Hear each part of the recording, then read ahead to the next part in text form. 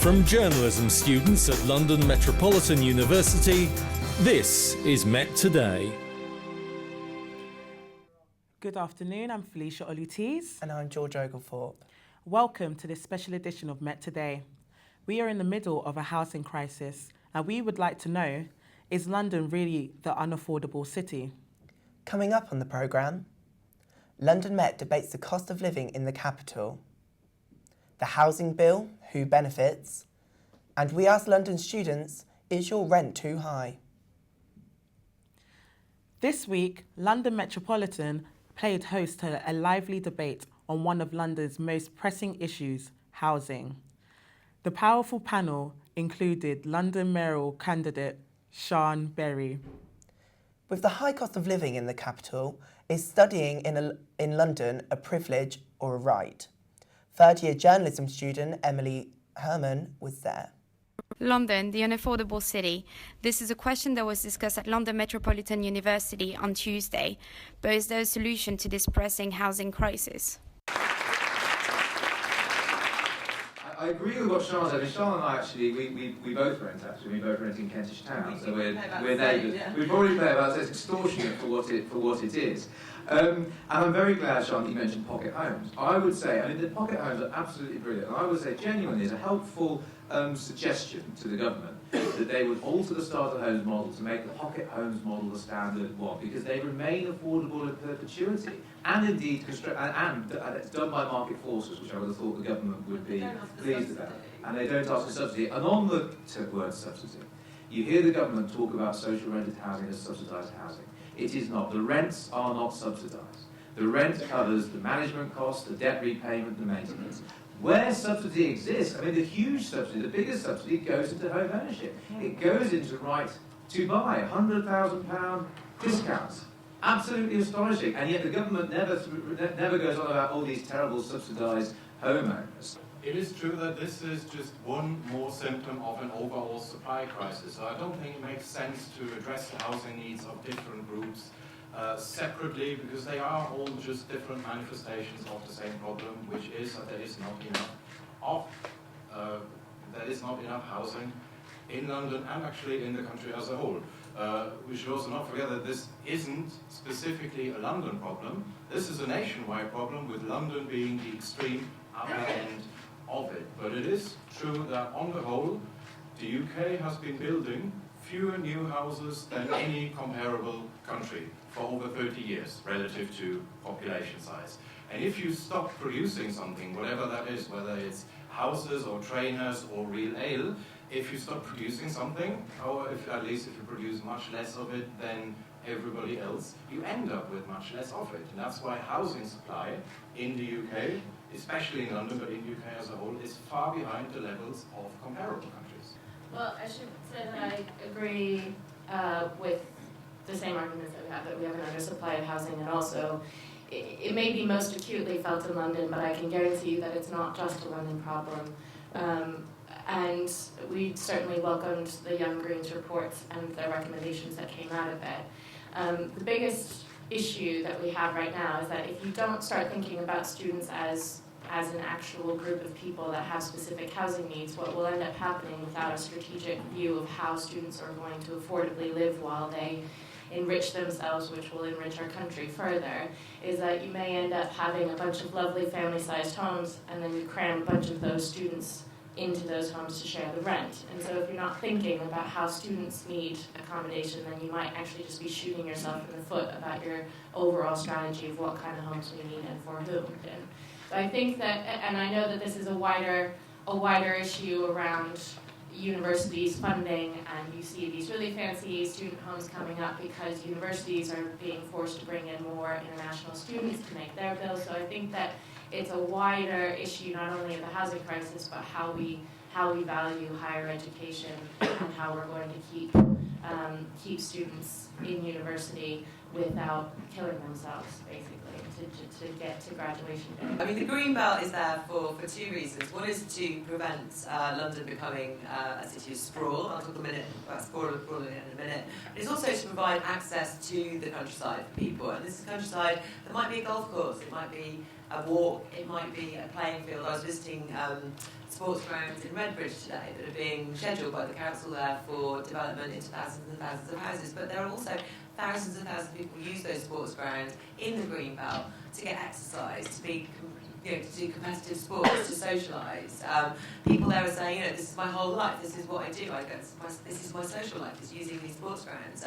We need to be protecting it for that reason. But on sprawl, I mean, the type of development we see where there are no planning controls and no rules on brownfield first, on town centre first, on densification, are really poor places to live. They're places that don't have good connections to public transport. They're places that have long walks between the homes. I grew up on an estate like that on the outskirts of a town in Gloucestershire, and we were car dependent. If we wanted to go anywhere, we had to get a lift.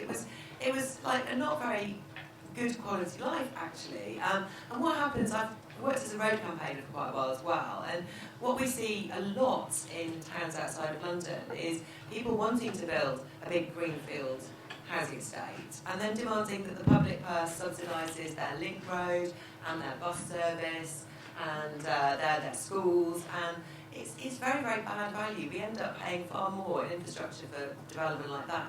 What we've had is a housing market which hasn't been open to new entrants. In fact, the smaller developers have gone to the wall, fallen by the wayside. We see hardly any self-building taking place. If you look at Austria, for example, 80% of the homes in Austria, 60% of the homes in Germany are provided through self-build.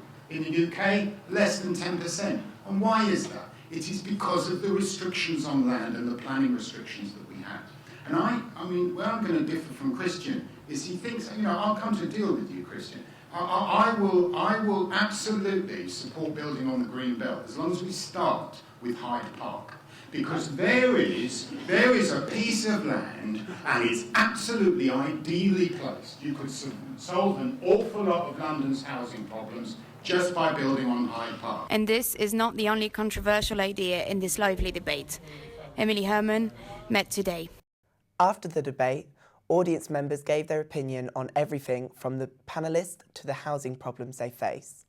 Here are some of their reactions, and check out the first guy. I thought it was very interesting to watch. It's the first debate I've seen, and I just thought it was good to see all of the different political perspectives on something that affects us quite a lot, actually. And I liked how their opinions clashed, because you don't normally see that. Yeah, we were hoping for seeing an argument between them. In terms of solutions, I think there was quite a few question dodging maybe. I heard a lot of what has caused this situation that we're in, but not a lot of how we can get out of the shit we're in. I liked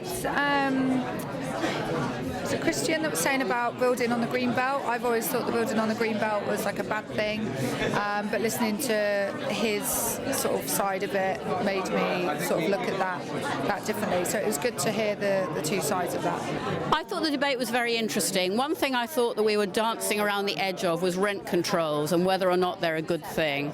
And I think the experience in many continental cities is that rent controls are a good thing, but the right-wing argument against that is that if there are rent controls, there's not sufficient profit, so private landlords get out of the game. I think that isn't true if rent controls are tied to, for example, inflation or to some sort of citywide standard.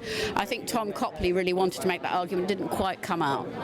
None of them really offered like a solution. I think it was more just going around the topic and saying what shouldn't be done, and then someone said like maybe we should try that, but none of them really offered anything like concrete, but they're politicians and economists, so I wasn't really expecting them to. Up next, Conservative member of the General London Assembly and a Housing Committee member, Andrew Buff, talks exclusively to Met Today. I think it was great, and I thought some of the issues, we had an opportunity for exercising some of those issues and putting the points of the different parties about how the housing crisis in London, because let's be absolutely sure about this. There is a housing crisis in London, and the housing crisis is only going to be solved by building more homes. Unfortunately, I think some of the opposition tonight was about trying to manage the market rather than expanding it, and I think what we need to do is expand it. I think there's probably a lack of will because the vision has always been there. We've seen the demographics of London over the past few years. You know, it bottomed out in the 80s and then started to expand again. And I think possibly we should have, at that point, identified that we needed to build homes. Even at the last election, housing was not the number one issue. In previous elections, it's been about policing, it's been about transport, and these have been the hot button issues. Housing has always been, and it seems peculiar now to think of this when it's such an important issue now, it's always been a marginal issue that the parties kind of had to have a policy for, but it wasn't the thing that people went out and voted for. Now it absolutely is the most important issue. The German model we actually tested with some experts at the Housing Committee, which Tom Copley chairs for the London Assembly, and we had the Professor of Housing at the London School of Economics give her comments with regard to that, and every single expert advice was they put it in Germany where there was no shortage, so it controlled homes, controlled prices where there wasn't a shortage. They absolutely, the experts, warned against us about using it to where there was a shortage of housing. In fact, she was the professor actually said the only time that rent control works is where you don't need it. The homeless charity Shelter says money spent on rent could be put towards buying a starter home. This report comes on the same day that the House of Lords are debating the Housing and Planning Bill. This proposed bill aims to help specific groups get onto the property ladder. But are students missing out? Peter van Hulst explains. Thank you, Felicia. The Housing Bill is a new bill by the government with the intent to reduce the price of housing in the UK. So the question is, how does the government want to do this? Firstly, they want to increase the supply by building more houses to satisfy the enormous demand. Secondly, they want to give first-time buyers under the age of 40 a 20% discount on their first house purchase. The starter homes that are being built will be capped at £450,000. It looks like a great thing on paper, but it doesn't benefit the students at all. There are multiple reasons for this. The first reason is that the housing bill doesn't shed renting in a good light. In fact, the housing bill makes it more expensive to rent if you have a high income. The housing bill is all about buying houses, which is simply not a thing that a regular student does. Since the bill doesn't change the fact that overpriced student accommodations are still popping up like weeds all over London, the future for student housing looks rather dark. Across London, various groups are trying to solve the housing problem. Rosie Quigley investigates an organisation doing its bit to help. I'm here outside Downing Street where people have gathered to protest against the housing bill. There are fears the bill will reduce social housing across the country. The London Borough of Newham is already experiencing reduced social housing. I spoke to Ashley Hassan, who told me her story.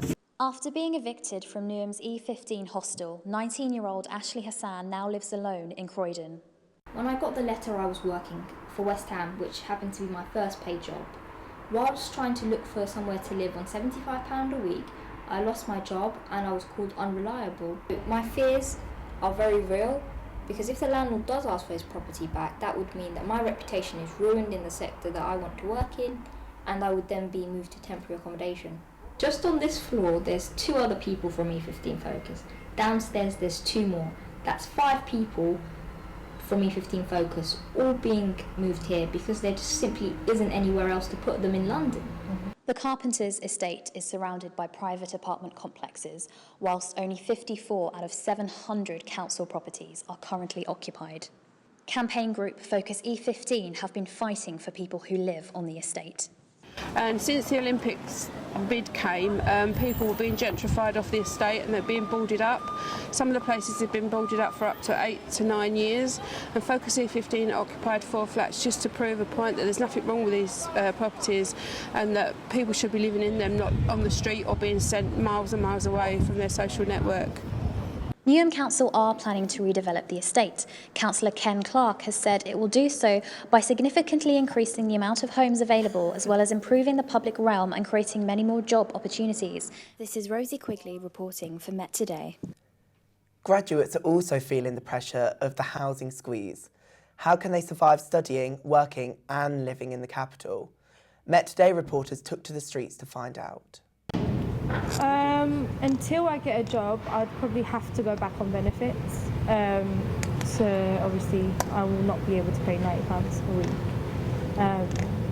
But yeah, I'd have to go straight onto benefits and wait for a job. And then as soon as I do get a job, I'd pay. Well, housing is a disaster in London. It's not for students really. But I'm lucky, I live in quite a cheap place because I've been living here for a while, but it's ridiculously overpriced. It's so much expensive, you know. I come from Paris. It's an expensive city, but when you compare to London, it's way more expensive here. I'm saving money to buy a house in London, and because it's really expensive, so I'm trying to manage my finances and find a job as well so I could manage, paying my bills and everything, so yes. That's it for today. We hope that you enjoyed this special edition on housing. Thank you for watching. I'm Felicia Olutis. And I'm George Oglethorpe. Tune in next time for the latest edition of Met Today.